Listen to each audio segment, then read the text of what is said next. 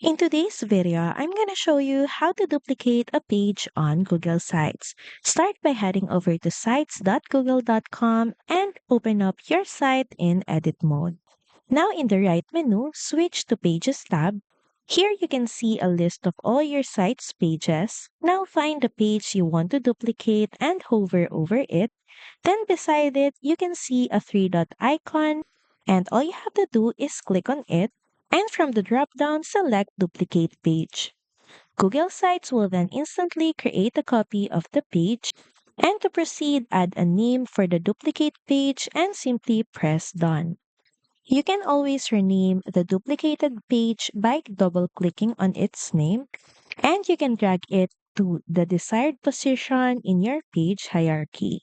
From here, all the content, layout, and sections from the original page are copied so you can start editing without building from scratch.